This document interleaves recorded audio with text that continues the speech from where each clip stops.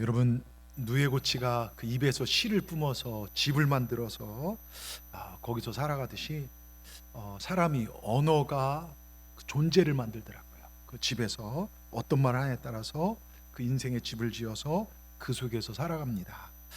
저는 지금까지 수많은 가정을 신방을 했고 많은 사람과 상담을 하고 대화를 나눴습니다. 그 중에 한 가지 깨달은 사실 중에 하나가, 감사하고 서로를 존중하게 여긴 사람들은 감사와 기쁨과 행복의 집에 살더라고요. 근데 반면에 불평과 원망과 서로를 지적하거나 정죄하는 사람들을 보면 아무리 좋은 집이라도 불평하고 다투고 감옥 같은 그런 삶을 사는 사람들을 종종 봅니다. 자, 여러분은 지금 어디에 살고 계십니까? 예? 감옥 같은 집에 살고 계십니까? 아니면 천국 같은 집에 살고 계십니까? 우린 지난 주일 추수감사주일을 보냈습니다. 그리고 한 주를 보내고 우리는 오늘 감사의 마음으로 예배를 드립니다. 여러분, 성경에서 강조하는 것 중에 가장 중요한 것 중에 하나가 뭐냐면 겸손입니다. 첫째도 겸손하고 둘째도 겸손하고 끝도 겸손하라. 근데 이 겸손이 적극적으로 표현되어지는 게 바로 감사입니다. 여기까지 인도하시고 나를 정말 구원하시고 이 좋은 교회에서 예배할수록 인도하신 하나님 앞에 여러분 정말 감사하다는 마음을 가지고 오늘 예배하십니까? 여러분, 하나님이 오늘 우리 예배를 받으시면 믿으시길 바랍니다. 특별히 저는 오늘 하나님께 모든 것을 걸고 살았던 한 사람, 다니엘의 삶을 살펴보면서 성경이 우리에게 던져주는 도전을 나누고자 합니다. 다니엘과 세 친구는 나라가 망하고 미래가 없어요. 포로로 끌려갔습니다.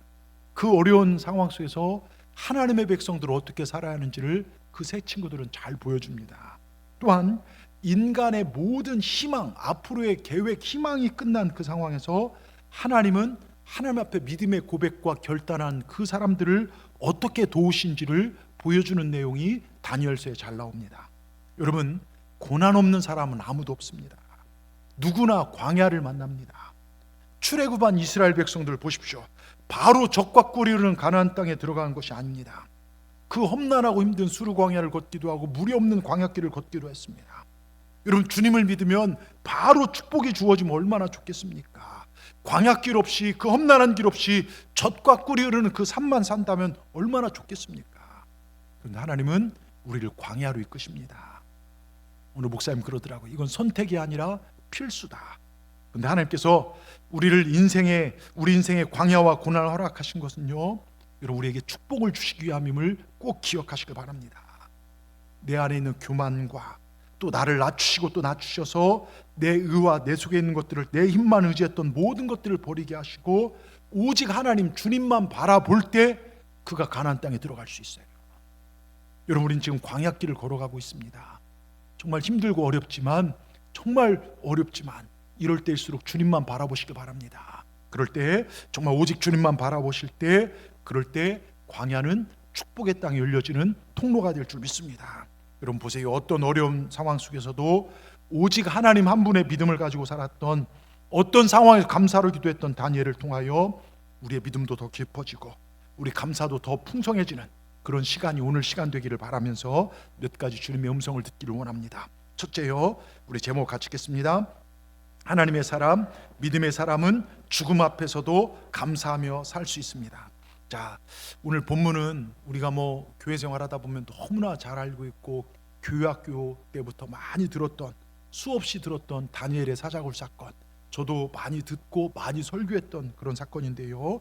여러분, 바벨론이 무너지면서 페르시아가 들었으면서 페르시아 건축 초기 왕은 나라를 다스리는데요 120명의 도지사를 세워요. 그러니까 페르시아가 어마어마하게 컸다는 거 알 수 있죠. 우리나라 도가 그렇게 많지가 않잖아요. 그러니까 어마어마한 땅을 다스리면서 이 도지사 120을 다스리는 3명의 총리를 세웁니다.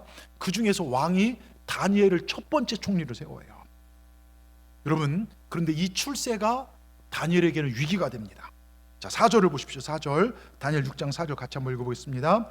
이에 총리들과 고관들이 국사에 대하여 다니엘을 고발할 근거를 찾고자 했으나 아무 근거 아무 허물도 찾지 못하였으니 이는 그가 충성되어 아무 그릇됨도 없고 아무 허물도 없음이라. 여러분 보세요. 이들이 다니엘을 시기하여 음모를 꾸미는데 고발하고자 끊고 왔습니다. 뭡니까? 야, 이 포로로 끌려온 놈 주제에 우리를 다스리는 국무총리가 돼? 자존심 상한다.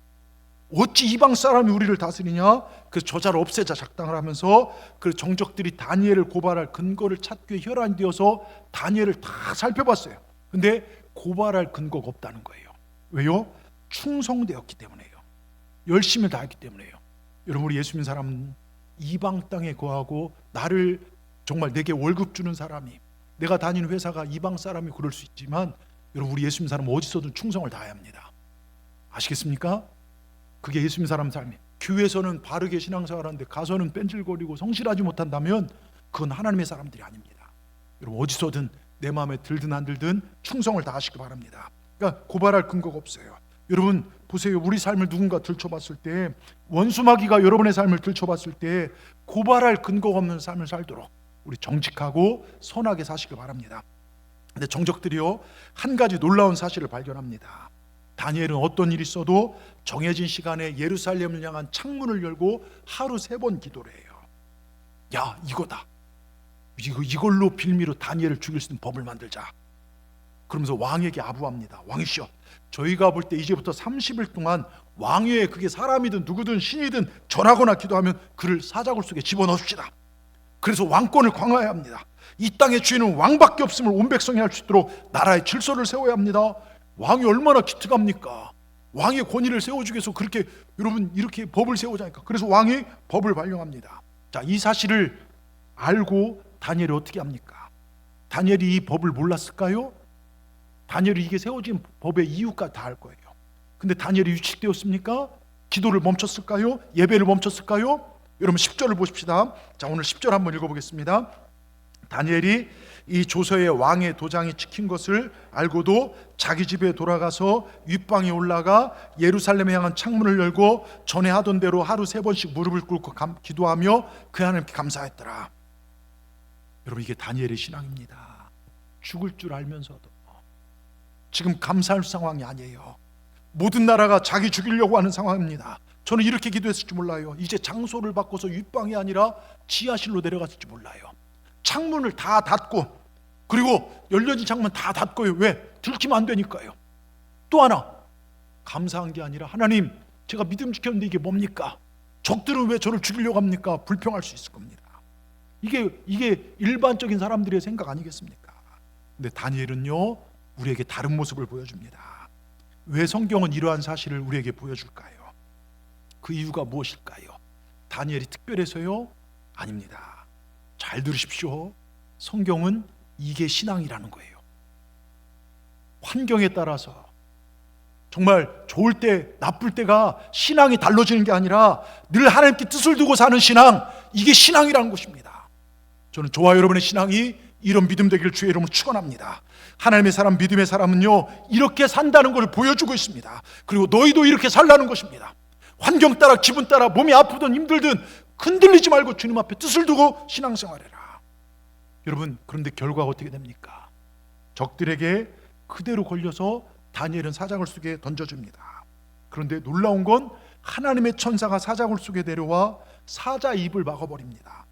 무시무시한 사자떼가 애완견 떼가 된 거예요. 옆에서 재롱을 떨고 밤의 추위에 사자의 체온으로 따뜻하게 잠을 잡니다.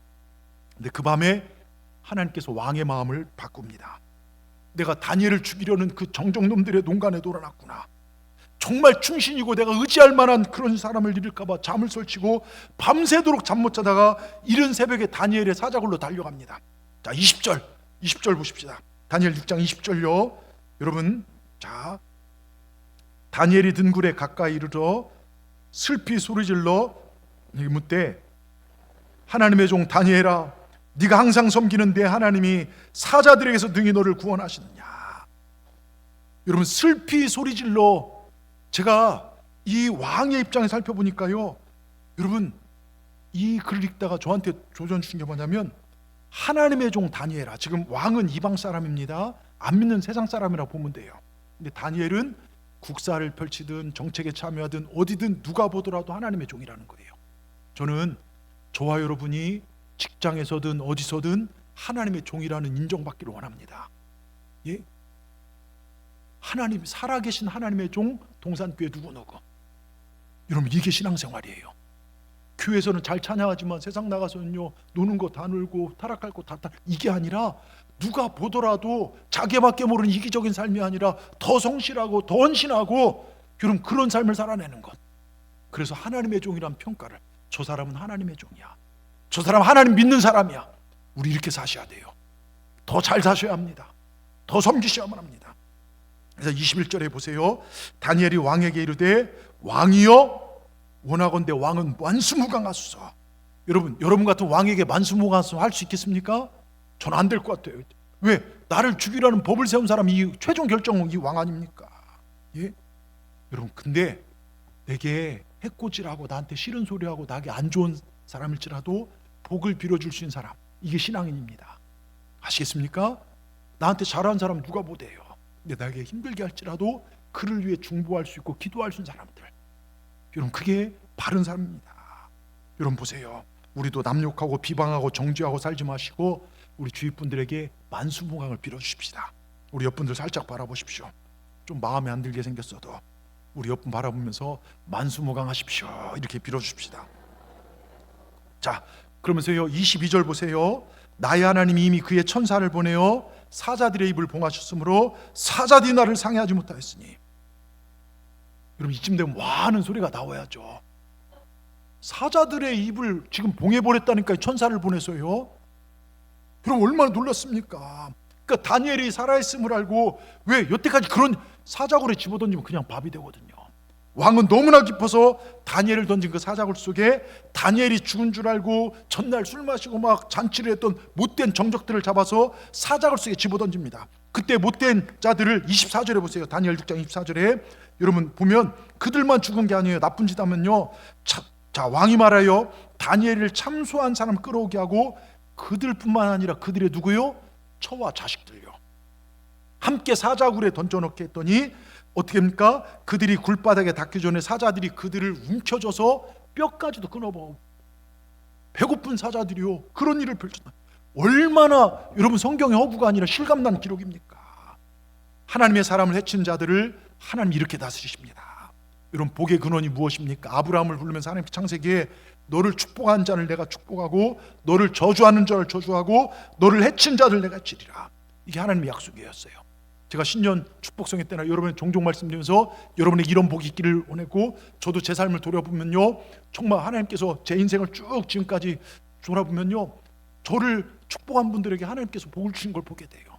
근데 저를 저주하거나 또 저를 힘들게 하는 분들, 그분들이 목사님일 때도 있고, 여러분 목사의 적이 여기 석천사 스님이 아닙니다. 목사의 적은 목사더라고요. 막 이렇게 시기 질, 근데 하나님께서 그분들을 다 정리하고, 그래서 제 주위에서 정리하는 그런 것들을 경험할 때가 참 많아요. 여러분 하나님이 여러분을 축복한 자를 축복하고 여러분 저주한 자를 하나님이 저주하지, 그런 축복의 복의 근원이 여러분 되기를 주의 이름으로 축원합니다. 자 보세요. 다니엘을 죽이기 위해 만든 사자굴 속에 바로 그들 자신이 던져지고, 한 사람씩 던져질 때마다 발이 땅이 닿기도 전에 사자들이 받아서 삼켜버립니다. 뼈까지, 죄 없는 처자식까지 다 죽음을 당해요. 여러분 하나님 반전의 하나님이십니다. 우리도 다니엘 같은 믿음으로 사십시다. 어떤 상황에도 나는 오직 하나님께만 모든 것을 걸고 산다. 우리 이 믿음으로 사십시다. 오늘 이 아침 회복할 믿음이 이 믿음인 줄 믿습니다. 세상이 나를 죽이려 달려들든 정말 말든 사업이 잘 되든 아니든 건강이 좋든 나쁘든 일이 풀리든 말든 어떤 상황에도 그 믿음, 하나님 중심의 첫 번째 믿음을 잃지 않기를 주의 이름으로 축원합니다. 그리고 감사하십시다. 늘 기도에 깨어 있읍시다. 항상 감사하십시다. 그러면 하나님 지키는 은혜와 축복이 우리 모두에게 함께 할 줄 믿습니다. 여러분을 해치려는 사자들의 입을 봉할 것이고 그 발톱을 막을 버리실 것입니다. 여러분 하나님을 이렇게 잘 섬기시는 우리 동산의 모든 분들 되기를 주의 이름으로 축원합니다. 두 번째요, 우리 제목 같이 읽겠습니다.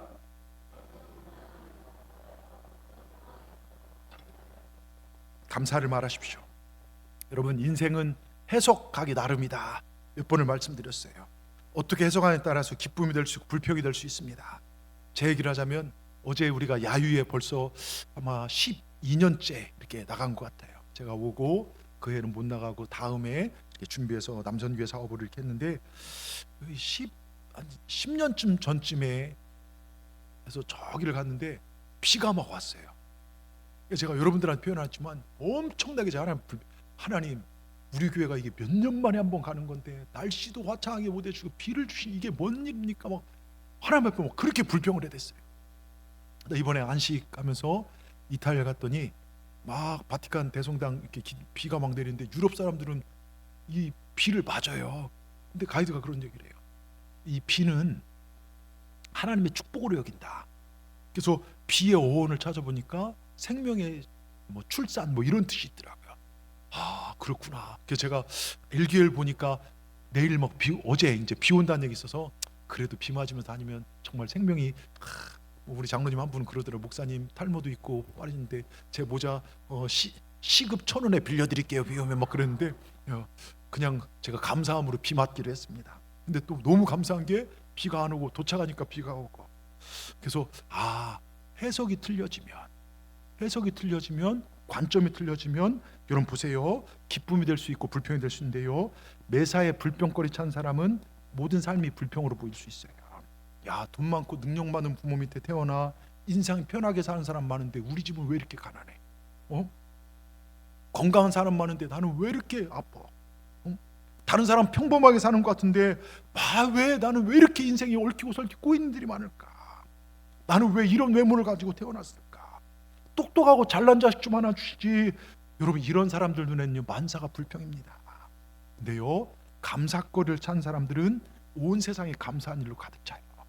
은혜가 충만하면요 감사할 게 보입니다. 제가 종종 하지만 저희 아버님 병수발 드느라 중환자실에 대전에 이제 충대병원에 계셔서 여러 날 이제 간 적이 있는데 이 중환자실을 보면요 내가 걸어 움직이고 다니는 그 자체가 기적입니다. 저희 아버지 심정지로 쓰러지셔서요 제가 한번 찾아와서 아버지 큰아들 왔어요. 저 좀 한번 봐주세요. 그 눈 떠서 저 좀 한번 봐주세요. 눈을 뜨지 못합니다. 여러분이 지금 저를 눈을 뜨고 보는 것 이게 기적이에요. 어제요 그 울긋불긋 단풍을 보면서 정말 하나님 만든 세상을 보면서 얼마나 감사한지 몰라요. 여러분 저 왔어요. 왜냐면 저희 아버님 꼭 저를 좀 막 이렇게 악수하듯이 악력하는 걸 되게 좋아하셨거든요.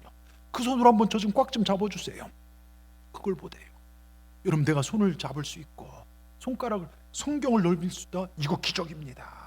여러분 식물인간 되어 누워있는 사람들에게요 이 손가락 움직이는 게 기적이고요 산소호흡기로 연명하는 그들에게 여러분 내가 코로 숨쉬고요 여러분 심장이 뛰는 거 이게 기적이 감사합니다. 목구멍 뚫고 옆구리 뚫어서요 음식 넘기는 그들에게요 여러분 우리가 밥을 먹는 그 자체가 여러분 물 마시는 이게 얼마나 감사합니까? 그러니까 두 발로 걷는 것이 내 입으로 말하는 것이 내 눈으로 보는 것이 이 모든 것이 기적이고 은혜고 감사입니다. 여러분 지금 이 시간 이 교회에 걸어 나와서 내가 눈을 들어 내가 산을 보니 나의 도움이 어디서 올까? 천지를 지으신 하나님 그 하나님이 우리 예배를 받으시고 내가 그 하나님을 찬양하고 예배할 수 있다는 것 여러분 이 자체가 기적이고 얼마나 황홀하고 감사합니까? 지금 이 순간 당장이라도요 관점이 바뀌고 해석이 바뀌면요 우리 인생에 기적 아닌 것이 없어요. 자꾸 힘든 것 안 되는 것 꼬이고 얽히고 설 이런 거 묵상하지 마시고 내가 하나님을 예배할 수 있음에 감사하시기 바랍니다. 제 인생을 돌아보면요 전 부모님께 물려받은 유산 하나도 없어요. 그런데 가장 귀한 신앙 물려주셨고 무엇보다 주님을 사랑하는 믿음을 저에게 주셨고요 마지막으로 하신 말씀이 정말 심정지로 쓰러지기 전에 죽음을 앞두시고 고목사야 하나님 앞에 정직하고 성실하게 살아라. 하나님을 사랑하고 성도들이 얼마나 어렵고 힘든 상황에서 신앙생활하는 욕심 부리지 말고 그들을 사랑하라. 귀한 믿음의 유산을 남겨주셨습니다. 얼마나 감사한지 몰라요. 때론 살면서 힘든 일이 많지만 기도하는 저희 가족들이 있고 또 여러분이 계셔서 얼마나 제가 이번 안식하면서 더욱 절절히 느꼈어요. 이번 짧은 안식 주간을 보내면서 다른 목사님들 그러시더라고요. 야 어차피 안식할 거 성경에 나온 거지 1년 쉬지 적어도 6개월은 쉬지 근데 교회를 그렇게 뭐 2주 3주 쉬어갖고서 몸만 더 피곤하지 않냐. 근데 교회를 장시간 비울 수가 없어요. 물론 짧게 세미나를 갈 수 있고 성지순례로 가고 할 수 있지만 6개월 이상 비운다는 것은 제 입장에서는 그게 이해가 안 됩니다. 그럼에도 여러분의 사랑과 배려로 짧지만 이곳저곳 돌아보면서 쉼을 얻으면서 아침부터 시작해 저녁까지 때론 피곤한 일정이지만 제 입에서 감사가 막 흘러넘치기 시작했습니다. 몇몇 분들은 다녀왔더니 목사님 짧게 갔다 왔다 하면 더 피곤하실 텐데 걱정해 주신 분들 계시고 저를 배려한 그 마음이 얼마나 감사한지 몰라요. 우리 성도들 한 분 한 분이요 얼마나 귀한지요. 여러분이 연세 들어가는 것 아픈 것들이요 정말 제 마음에 아픕니다. 여러분들이 안 늙었으면 좋겠어요. 예, 하여튼 그게 제 마음입니다. 여러분 보세요. 우리는 얼마든지 감사의 제목을 찾으면 찾을 수 있어요. 제 후배 1년 후배 목사님인데 얘는 저보다 나이가 10살은 더 많았더래요. 진짜 막 그 이유가 뭐냐면 대머리라요. 머리가 학교 다닐 때 안 그랬는데 근데 얘가 서울의 한 교회 부목사로 가서 거기서 기적이 났습니다. 제가 얘기했죠. 머리가 많이 자랐어요. 그래서 뭐 왜 그런가 했더니 야 너 머리가 왜 이렇게 많이 자랐냐 그랬더니 형님 저 다른 거 한 것 없습니다. 자기 전 샤워할 때 머리에 샴푸를 하고 노래했대요. 내 영혼이 은총 입어 중환제 짐 벗고 보니 슬픔 많은 이 세상도 천국으로 화도다. 감사하면서 2번 마사지 했대. 2번 두피 마사지. 그랬더니 이렇게 머리가 자라더랍니다. 여러분 설령 머리가 자라지 않더라도요 대머리가 되어도 감사해야죠.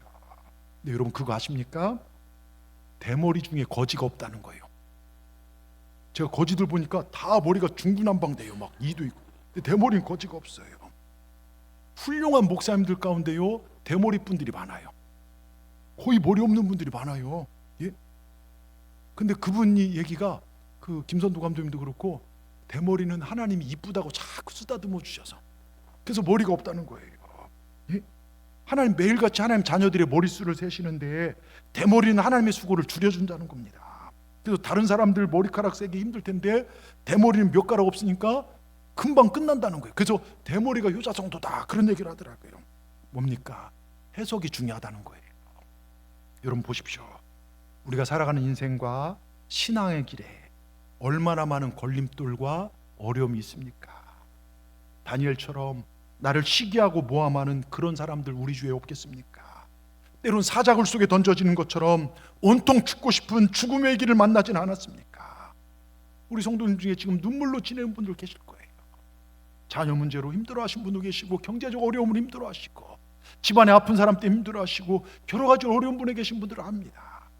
여러분 이 험한 세상 속에서 어떻게 다니엘처럼 믿음을 지키고 순결한 신앙을 지킬 수 있을까? 그 정말 그런 어려움 속에서도 오직 하나님께 내 인생을 걸고 살 수 있는 비결이 무엇일까? 그 답이 성경에 나옵니다. 오늘 3절에 보면요 다니엘을 표현하는데 아주 기가 막힌 표현이 나와요. 3절 같이 읽겠습니다. 다니엘은 마음이 민첩하 여기 잘 들으세요. 마음이 민첩하다. 그냥 마음이 빠릇빠릇한 게 아니라요 여기 마음이 원어로 보면 루아흐라고 합니다. 하나님의 영 성령을 뜻해요. 그러니까 다니엘은 그 마음이 성령으로 성령을 사모했다는 거예요. 마음이 성령으로 충만했던 사람입니다.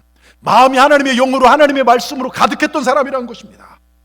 그 다니엘서 읽다 보면요 다른 사람들이 거룩한 신들의 영이 거한다 다니엘을 이렇게 표현할 때가 많아요. 다니엘은 이방 사람이 보든 옆에 사람이 보든 믿음의 사람이 보든 성령이 충만한 사람이었다는 것입니다. 여러분 이 성령 충만한 삶이 모든 어려움을 이겨낼 수 있습니다. 그러게 우리 성령 충만함을 추구하셔야 돼요. 아시겠습니까? 예배를 사모하십시오. 기도한 일에 힘쓰십시오. 모이게 힘쓰시길 바랍니다. 늘 말씀 안에 서시길 바랍니다. 성령이 충만할 때 우리는 승리하는 믿음 될 줄 믿습니다. 끝으로요 우리 제목 같이 읽겠습니다.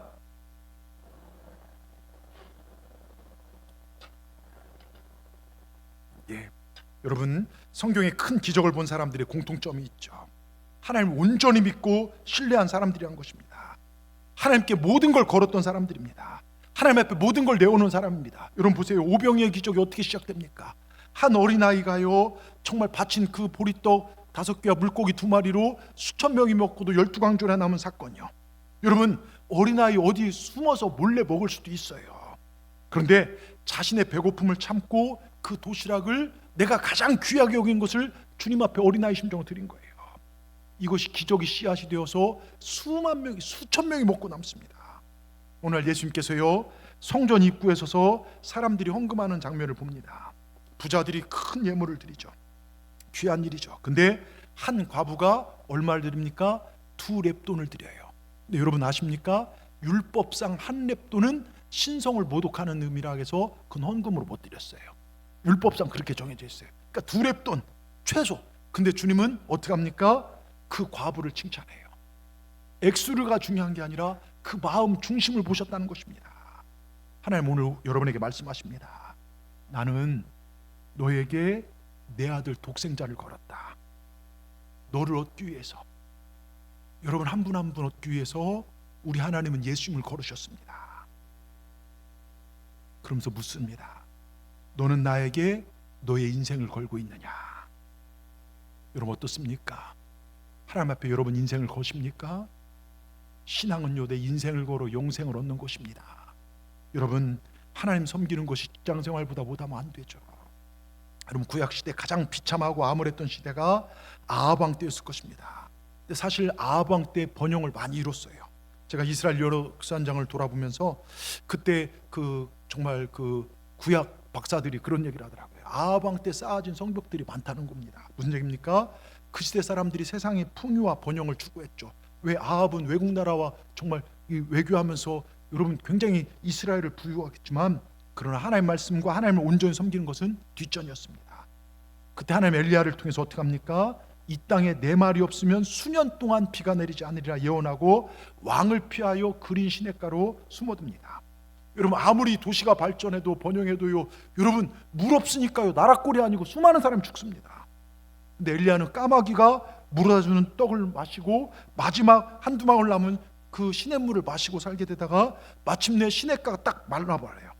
하나님 어디로 갑니까? 이방 땅 사르밧이라는 곳으로 가요. 거기에 숨겨놓은 부자가 있을 것이다, 사업가가 있을 것이다. 아니에요. 거기 갔더니 마지막 한 움큼 가루 떡을 만들고 이제는 굶어 죽을 수밖에 없는 과부와 어린 아이, 이 과부의 가정을 만납니다. 그리고 엘리야는 거기서 저 같으면 그렇게 못할 건데 그런 요구를 해요. 자, 열왕기상 17장 12절 13절에 자 12장 우리 정신 차리고 한번 읽어보겠습니다. 그가 이르되 당신의 하나님 여호와께 살아계심을 두고 맹세하노니 나는 떡이 없고 다만 등통에 가루 한 움큼과 병에 기름 조금뿐이라 내가 나뭇가지 둘을 주워다가 나와 내 아들을 위하여 음식을 만들어 먹고 그 애는 죽으리라. 자, 뭡니까? 마지막 이 떡 만들고 죽으려고 마지막 그거 이제, 근데 그걸 13절에 뭐라고 요구합니까? 13절에요. 엘리야가 그에게 이르되 두려워하지 말고 가서 네 말대로 하려니와 먼저 그것으로 나를 위하여 작은 떡 한 개를 만들어 내게로 가져오고 그 후에 너와 네 아들을 위하여. 자, 여러분 여기 보면 먼저란 단어가 나와요. 마지막 남은 한 움큼 가루와 몇 방울 기름으로 떡을 만들어 먹고 먼저 그걸 내게로 가져와라. 여러분 이 먼저란 말은요, 굉장히 이건 깡패 같은 그런 요구입니다. 여러분 우리말에 먹고 죽은 귀신 때깔도 좋다고 그러잖아요. 먹을 땐 개도 안 건든다고 말. 여러분 마지막 먹고 죽으려는 그 음식을 뺏어가는 행위 아닙니까? 예? 근데 기적은 거기서 일어나더라고요. 가끔 하나님은요, 이것마저 달라시면, 이것마저 없으면 저는 죽고맙니다 하는 것을 요구하실 때가 있어요. 이 자존심 때론요, 우리 자존심을 마지막 남은 그것을 요구하실 때가 있더라고요. 참 어떨 때는 하나님 잔인하신 것 같아요. 그래서 여기서 넘어지고 힘들어서 교회를 박차고 나가는 분들도 계십니다. 그런데 보십시오, 이때 사르밧 과부는 열왕기상 17장 15절에 이렇게 얘기합니다. 같이 보겠습니다. 그가 가서 엘리야의 말대로 하였던, 이게 중요합니다. 이게 순종입니다. 여기서 기적이 일어납니다. 인간의 모든 가능성, 한계 상황이 끝난 그 자리에서 온전히 하나님만 믿습니다. 죽이신지 살리신지 저는 하나님 믿습니다, 순종하겠습니다. 거기서 기적의 역사가 일어나요. 요즘 목회하면서 느낀 것 중에 죄송합니다만 지금 이 동산교회가 이 강단의 목사의 설교와 여러분 사이에 깊은 골짜기가 있는 것 같아요. 제가 아무리 외쳐도 여러분 생각대로 순종하시더라고요. 내가 행할 대로, 생각할 대로, 결정할 대로 다 행해놓고 아무리 외쳐도 움직이지 않는다. 아무리 목사가 외쳐도 내 할 일, 내 형편, 내가 중요하게 생각하는 것 먼저 답을 정해놓고 행하는 것들을 보게 됩니다. 여러분 예배도 기도에도 역동성이 떨어지는 느낌이 들어요. 여러분 순종이 먼저입니다. 꼭 기억하십시오. 장가 가야 하고 소도 사야 하고 논과 밭에 나가 할 일 많아 주님의 초청에 멀어지지 않기를 주의 이름으로 축원합니다. 모이기를 피하는 어떤 무리가 되지 않기를 주의 이름으로 축원합니다. 여러분 지금 보세요. 육신을 뛰어넘어서 사르밧 과부처럼 죽으면 죽으리라 순종합시다. 정말 거기에서 기적이 일어나더라 이것입니다. 예? 우린 기적을 보기를 원하지만 순종하긴 싫어할 때가 많아요. 자, 열왕기상 17장 15절 16절 보세요. 다시 한번 읽어보겠습니다. 자, 15절이요. 열왕기서 17장 15절. 그가 가서 엘리야 말대로 했더니 그와 엘리야와 그의 식구가 여러 날 먹었으나 여호와께서 엘리야를 통하여 하신 말씀같이 통에 가루가 떨어지지 않고 병에 기름이 없어지지 아니하나이다. 여러분, 여기 여러 날은요 자그마치 3년이란 세월 동안 통에 가루와 신기하게도 없어지지가 않아요. 여러분, 하나님은 이 과부에게 남은 찌꺼기 요구한 게 아닙니다. 먼저 전부를 요구했어요. 여러분, 우리가 예배가요 시간 남아서 하나님 앞에 드린 헌금도 시간 여러분 쓰고 남아서가 아닙니다. 하나님은 중심을 보십니다. 하나님은 살아계신 하나님이십니다. 여러분, 하나님을 인정한다면요 하나님의 중심을, 하나님을 먼저 귀하게 여기시기 바랍니다. 여기서부터 하나님의 간섭과 하나님의 역사가 시작돼요. 우리가 간증의 아들을 만날 때 언제나 결론, 제가 다니엘 기도에 수많은 간증을 보면 하나님께 인생을 걸었어요. 근데 만사형통한 것이 아니라 위기를 또 만나요. 근데 끝까지 순종합니다. 하나님 믿었습니다. 또 하나님께서 세기를 만들어 가시더라 이것입니다. 이번 특별히 저한테 큰 도전 중에 하나가 목요일 날 나왔던 최은정 장로님. 이분은 그 어느 회사의 대표예요. 근데 자기는 장로라는, 왜? 이 직분 자기가 정말 너무 귀하다는 거, 이걸 뭐 내세우려는 게 아니라 순종하기 위해서요. 아동보호 사업하다 망하고 죽고 싶지만 두 딸 때문에 어쩔 수 없이 사는 삶, 정말 비참하게 살다가 마지막 남은 재산 보니까 30만 원 있더래요. 그걸 가서 리어카를 사가지고 붕어빵 장사를 하다가 겨울철에는 그게 어느 정도 되지만 5월부터는 이게 그게 사람들이 찾질 않아 할 수가 없어서 어떻게 하다가 와플을 찾게 됩니다. 근데 그 사이에 하나님은 그의 기도와 헌신을 봐요. 그 딸이 이제 학교를 중퇴하면서 그 이제 엄마한테 이제 얘기해서 정말 월세 500, 전세 500인가요? 허름한 집에서 교회 근처로 용산 이제 저쪽으로 그쪽 이천동 이쪽에 보면 좀 못 사는 동네가 있거든요. 해방촌 쪽으로 해서 글로 이사 가서 교회를 이렇게 다니는데 누가 한 분이 한수 집사님인가가 뭐 1,000만 원 이제 건축하고 했나 봐요. 엄마 우리도 하고 싶다. 근데 형편이 안 되잖아요. 그러니까 매일 10,000원씩 해서 1,000만 원 작정을 했나 봐요. 근데 처음엔 어렵죠. 근데 누구보다 먼저 예배 가서 그걸 올려놨대요. 근데 그때부터 예배가 기다려지더래요. 예배가 너무너무 기쁨이 되고 정말 그래서 일주일에 13번의 그 교회 예배를 드린데 그걸 다 이렇게 했다는 거예요. 근데 예배 끝나면 교회 떠나기가 싫더래요. 너무 좋아서 설거지도 하고 그러다가 다 가고 나면 화장실 청소하고. 근데 그 목사님 그러더래요. 자기는 화장실 떨어지는 밥알도 먹을 수 있을 정도로. 왜냐하면 그 최은정 그 성도님이 그렇게 청소를 하고. 그러다가 너무 교회에서 튀면요, 여러분 교회 열심히 하면요 시기하는 존재들이 있어요. 저희 교회 그런 분들은 다 나가셨는데, 예? 옛날에 보면요 지가 언제부터 우리 교회 와서 이렇게 이런 얘기하는 분들도 있어요. 진짜로요. 교회 안에 그렇습니다. 근데 그런 얘기를 듣고 이분이 교회 바닥에서 울다가 주님의 음성을 듣는 거예요. 내가 다 안다. 여러분, 주님이 하시면 되잖아요. 그때부터 더 열심히 하면서, 그러다 사업이 조금 잘 돼 강북으로 이사하면서 왕복 2시간이래요. 빠지지 않고 새벽 기도를 하면서 그렇게. 그러다 기도한 게 하나님 교회 근처로 다시 하나님 그 사업을 축복해 주셔서요 용산 한강대로, 여러분 거기 우리나라 부자들이 사는 집이에요. 그쪽으로 이사하고요. 이분이 고등학교 중퇴인 붕어빵 아줌마입니다. 그런데 하나님께서 사업을 열게 해서 어떤 대학, 와플 대학이라는 대학을 만들었어요. 예? 우리나라에서 제일 많은 대학이 와플 대학이에요. 우리 왜 지점이 300개랍니다. 그래서 가맹점만 300개고 지금은 11조만 몇 천만 원 된다는 거예요. 근데 이분이 마지막 그런 이야기를 해요. 여러분, 믿음은 의리입니다. 하나님은 다 하십니다. 제가 그 말에 큰 도전을 받았어요. 여러분, 믿음은 의리입니다. 하나님 다 하십니다. 여러분, 믿음의 의리를 지키십시오.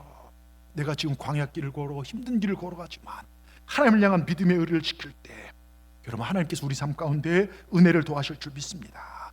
여러분, 믿음의 의리를 지키며 하나님께 열심을 다했던 이 보잘것없는 붕어빵 아줌마를, 여러분 서장훈이 하는 그 서장훈 씨 아시죠? 그 사람이 하는 이웃집 백만장자라는 프로그램에 거기에 게스트로 출연할 정도로 하나님은 그에게 큰 물질의 복을 주셨어요. 여러분, 우리가 거부되자고 하나님 섬기자는 게 아닙니다. 먼저 할 것을 하시길 바랍니다. 예? 특별히 감사도 먼저고요, 먼저 행하시길 바랍니다. 여러분, 예배도 먼저고요. 정말 하나님을 먼저 하나님 되게 하시면 하나님 우리 삶을 인정해 주시고 책임져 주신다는 걸 믿으시길 바랍니다. 먼저 긍정적 말을 하시고, 먼저 장점을 해야 하시고, 먼저 격려하시고, 먼저 하나님 앞에 여러분 이 삶을 사실 때 하나님 우리 인생을 반드시 승리케 하실 줄 믿습니다. 다니엘 보세요. 다니엘은 자기가 기도하는 순간 자신이 사자굴에 던져지는 사실을 알았습니다. 그리고 창문을 열고 보란듯 기도를 드리는 것입니다. 원수를 저주하며 그들을 죽여달라 기도한 게 아닙니다. 하나님 백성들이 포로로 끌려와서 하나님 이런 수모와 억울한 일을 당해야 합니까? 원한을 토해내는 기도가 아닙니다. 그의 기도가 어떤 기도인지 아십니까? 10절 보세요. 10절 제일 끝에 띄워주세요. 넘기시고. 자, 하루 3번씩 물을 꿇고 기도하며 뭐라고요? 그의 하나님께 감사하였더라. 자, 성경은 감사 내용이 어떤 것인지 보여주지 않아요. 다니엘은 어떤 상황 속에서 절망하거나 원망하지 않았다는 것입니다. 그의 모든 기도는 감사라는 거예요. 무엇 때문에 어떤 조건이 성취돼서 어떤 형편을 따라 드리는 감사가 아니었다는 것입니다. 그의 존재, 신앙의 존재 자체가 감사였다는 것입니다. 그의 모든 기도는 감사였습니다. 이해가 안 되어도, 용납이 안 되어도 하나님을 믿기에 감사했다는 것입니다. 여러분, 지금 여러분이 당하는 이 억울한 일을 인하여 하나님이 어떤 역사를 만들 것을 믿었다는 것입니다. 내가 용납이 안 되는 이 일을 통하여 하나님 기적을 만들어낼 걸 믿었다는 것입니다. 그래서 감사가 나온 거예요.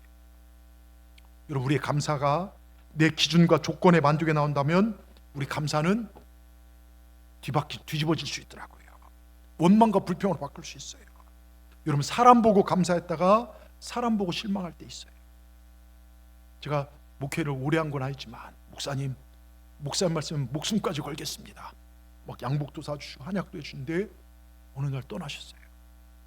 그런 분들, 여러분, 사람 보고 참 그때는 좋았죠. 저분 내가 의지할 만해.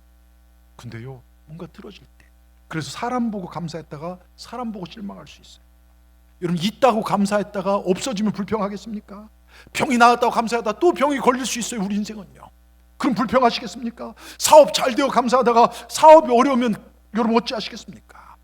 다니엘, 성경이 말한 감사는 그게 아니라는 거예요. 조건과 환경이 아니라 하나님 한 분으로 감사하라는 것입니다. 다니엘은요, 이 조서가 누구 때문에, 무엇 때문에 꾸며진지 알았어요. 그럼에도 불구하고 하나님께 무릎 꿇어 감사했습니다. 그래서 그럼에도 불구하고 이 신앙이 너무너무 중요합니다. 죽을 줄 뻔히 알고도 감사했습니다. 있다 없다, 뭐 얻었다 잃었다, 죽느냐 사느냐 문제가 아니라는 겁니다. 왜? 다니엘은 이 음모를 이길 힘이 없어요. 그럼에도 불구하고 다니엘은 온 세상을 향하여 선언한 것입니다. 내게는 너희들이 알지 못하는 하나님이 계신다. 그 하나님은 살아계신다. 역사의 주인이시다. 그분이 나를 사랑하신다. 그 안에서 이 모든 일은 그분의 뜻대로 이루어질 것이다. 여러분, 이걸 믿었다는 거예요. 우리 이런 감사를 가지고 사십시다. 근데 오늘날 우리의 문제는요, 너무나 많은 것을 가졌음에도 불구하고 더 가지지 못해서 그 사이에 감사를 잃어버렸어요. 여러분, 우리는 제가 말 조선시대 최고 부자보다 우리가 훨씬 좋은 환경에 살아요. 그 사람들 목욕하려면요, 이 추운 날요 불 떼야 하잖아요. 근데 우린 보일러만 틀면 얼마나, 요즘 집에서요 반팔로 다니는 분들 많죠. 조선시대에 상상도 못할 일들요. 그런데 우리는 껄핏한 불평이고 원망입니다. 하나님께 모든 인생을 걸고 사는 것이 아니라 내 조건과 형편을 채우기 위해서 하나님을 찾는 사람들이 많아요. 근데 다니엘은 그건 신앙이 아니라 기복이다. 여러분, 우리 신앙생활 하셔야 돼요. 기복 물론 중요하죠. 복 받는 거 중요하죠. 근데 내 복을 위해서 하나님을 찾는 건 위험합니다. 신앙은 하나님 중심입니다. 여러분, 성공적인 사람과 실패한 사람의 차이가 뭔지 아십니까? 감사 차이더라고요. 배은망덕을 보면 참 슬픕니다. 예수님도 그렇습니다. 10명의 납병 환자를 고쳤잖아요. 한 명만 와서 주님 앞에 엎드려 감사합니다. 그때 주님 뭐라고 합니까? 야, 10명 다 깨끗함 받지 않았느냐? 그 9은 어디 있느냐? 여러분, 주님은 감사한 찾고 계십니다. 감사하십시다. 무조건 감사하십시다. 주님이 납득할 만해 충분히 감사하십시다. 그래서 하나님이 마음껏 축복할 수 있는 주인공 되시길 바랍니다. 하나님께 계속 끊임없이 축복할 수 있는 그런 사람이 저와 여러분 되십시다. 하나님께서 고민 없이 우리를 봤을 때 얘를 축복하면 얘가 변질될 것 같은데, 그게 아니라 고민 없이 축복할 수 있는 그런 감사의 사람이 되시길 주의 이름으로 축원합니다. 하나님, 감사한 자에게 큰 은혜와 축복을 풍성히 내려주십니다. 여러분, 인간의 약점보다 하나님의 능력이 훨씬 크십니다. 내가 당한 어려움보다 하나님의 능력이 크십니다. 내가 당한 아픔보다 하나님의 치유하는 능력이 훨씬 더 크십니다. 여러분 보세요. 우리가 살아온 삶을 보면요, 잘나서 은혜 받은 것 없어요. 만약에 지금도 세상적으로 잘 나가면 지금도 죄 가운데 빠진 분들 있을 겁니다. 그런데 못나서 아파서 힘들어서 받은 은혜가 훨씬 더 많더라 이것입니다. 여러분, 내가 무능하여 연약하여 주만 바라봤더니 주님께서 주신 은혜가 더 크더라 이것입니다. 여러분, 주님은 우리를 사랑하십니다. 여러분, 제가 종종 얘기했지만 가난한 미혼모에 태어나 외할머니 품에 자란 흑인 소녀가 있었어요. 9살 때 사촌 오빠에게 9살짜리가 성폭력을 당했고 14살에 자기도 미혼모가 됩니다. 14살짜리가 자신이 낳은 아이가 2주 만에 죽자 그 충격을 못 이겨 가출하고 마약 중독자가 되어 살아갑니다. 몸, 마음 다 망가집니다. 몇 개월 지나지 않아 몸무게가 108kg까지 쪄버려요. 근데 어느 날 친아버지가 눈앞에 나타납니다. 근데 그 사이에 친아버지가 예수 믿고 변화가 된 거예요. 어린 딸을 붙들고 무릎 꿇고 울면서 얼마나 힘들었을까. 이 아버지를 용서할 수 있겠니? 아빠가 철이 없어서 이렇게 했고 앞으로 너를 위해 무엇인지 하고 싶다. 용서를 구합니다. 아빠와 함께 매일 성경을 읽기 시작했습니다. 성경이 너무 재밌는 거예요. 중요한 성경 기절 아빠와 함께 암송하기 시작했습니다. 그리고 중요한 책을 많이 읽으면서 서로 토의합니다. 아빠와 함께 운동을 합니다. 몇 개월 만에 40kg 감량해서 68kg로 살이 빼요. 이 아이가 19살에 방송국 아나운서로 취직합니다. 말을 너무 재밌게 잘하는 거예요. 저녁 6시 뉴스 앵커가 됩니다. 근데 말이 감정적입니다. 뉴스 앵커는 얼음공처럼 냉정해야 되는데 너무나 감성적입니다. 그래서 앵커에서 밀려나 아침 방송 토크쇼 진행자가 됩니다. 근데 좌천이 기회가 돼요. 어제 다니엘 기대 그 김재훈 아나운서도 그 얘기를 똑같이 하지 않습니까? 자기 길을 발견하게 됩니다. 너무 행복했습니다. 이것을 위해서 아나운서가 되었구나. 이 일을 위해서 하나님께서 내게 비전을 주었구나. 인생의 비전을 발견했습니다. 토크쇼는 그에게 숨을 쉬는 것처럼 편안했고 자신도 행복했고 보는 일도 편안했고 행복하기만 했습니다. 여러분, 미국 방송국에서 5천 회를 넘겼어요. 미국 아니 전 세계 토크쇼 여왕 누군지 아십니까? 그렇죠, 오프라 윈프리입니다. 오프라 윈프리. 여러분, 이 서치 그 인터넷 찾아보면 오프라 윈프리 얘기가 참 많아요. 근데 그녀의 토크쇼를 시간을 통해서 많은 미국 사람들이 치유를 경험하고 삶의 회복을 경험했다는 것입니다. 입을 열면 항상 치유의 언어가 쏟아져 나왔대요. 긍정의 언어, 감사의 언어가 나왔다는 것입니다. 그를 보고 심리학자들은요, 감사는 행복을 만드는 과학이라고 말할 정도로요. 여러분, 세계에서 가장 바쁜 방송인 가운데 한 명이었고 세계에서 가장 수입이 많은 그녀가 나와서 만약에 책 한 권 소개하면 그냥 베스트셀러 되고요. 그 티셔츠 같은 거 하면요, 그게 불티나게 팔려요. 대통령 후보로까지 거론됐고요. 돈이 얼마나 많냐? 세계 500대 부자로 진입했어요. 500대 부자. 500대니까 별로 아닌 것 같지만 재산이 4조가 넘는데요. 한 해에 5천억 이상의 수입이 생긴대요. 놀라지도 않습니까, 여러분은요? 예? 5천억이요, 5천억. 예? 그래서 누군가 물어봤대요. 당신의 삶 속에 가장 행복한 시간이 언제입니까? 그랬더니 매일매일 매 순간마다 행복합니다. 근데 가장 행복한 것은 잠자리 들기 전에 감사일기를 쓰는 그 시간이 가장 행복합니다. 제가 여러분에게 숙제 냈죠? 감사일기 쓰시라고. 계속 쓰십니까? 예, 쓰신 분도 계시고 안 쓰신 분도 계시고. 근데 여러분, 이것도 순종하십시오. 우리 감사를 어떻게 하자? 순종하시고 여러분 순종해 보십시오. 이 감사일기를 보니까, 근데 뭐 내가 500대 부자가 되어서 감사합니다, 대통령 후보가 되어서 이게 아니라 오늘 햇빛에 앉아 친구와 과일을 나눠 먹었습니다. 햇빛을 주시고 친구를 주신 하나님 감사합니다. 오늘 방송국에 나한테 아주 미운 짓을 하는 동료에게 화내지 않고 웃어줄 수 있어서 감사합니다. 어제는 굉장히 바빴는데 오늘 아침 거뜬히 일어날 수 있는 건강 주셔서 감사합니다. 오늘 손에 든 책이 참 재미가 있습니다. 이 책을 써준 감사의 작가에게 감사합니다. 사랑하는 가족과 함께 저녁 시간을 맛있는 스파게티를 먹었습니다. 스파게티를 맛있게 만들어준 셰프에게 감사합니다. 또 같이 먹어준 가족들이 감사합니다. 여러분, 제가 뭘 말한 줄 아십니까? 감사는 거창한 게 아니에요. 여러분, 우린 부족하지만 부족한 가운데 주신 은혜를 감사해 보시기 바랍니다.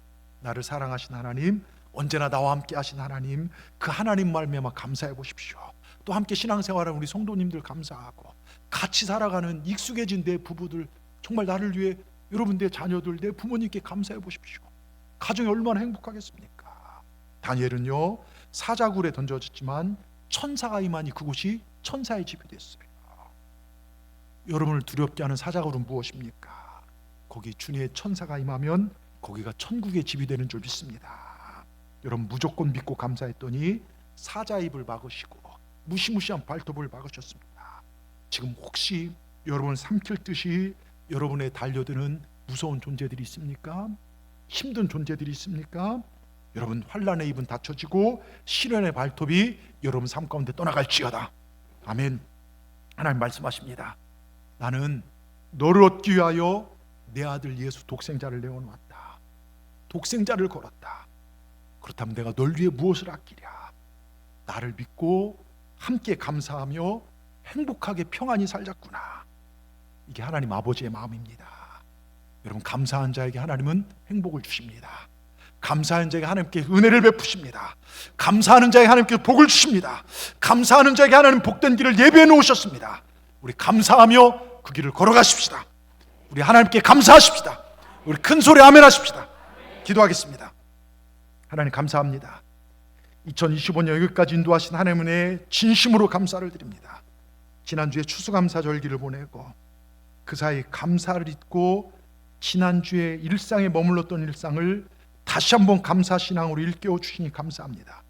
다니엘처럼 아무것도 할 수 없는 상황에서, 모든 것이 막혀있는 상황에서 사자의 발톱과 사자의 이빨 앞에서 하나님을 원망하며 호들갑 떠는 삶이 아니라 그러한 상황에서도 예배자로 감사할 수 있는 우리 믿음이 되게 하여 주시옵소서.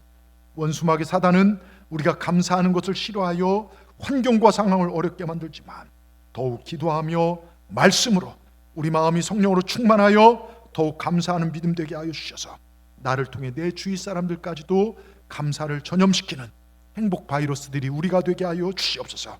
그래서 하나님 주시는 놀라운 복을 받아 누리는 우리 동산의 모든 성도들 될 수 있도록 인도하여 주시옵소서. 예수님의 이름으로 감사하며 기도드리옵나이다. 아멘. 우리 찬송가 591장 찬송하시면서 준비하신 예물을 행복한 마음으로 드리도록 하겠습니다.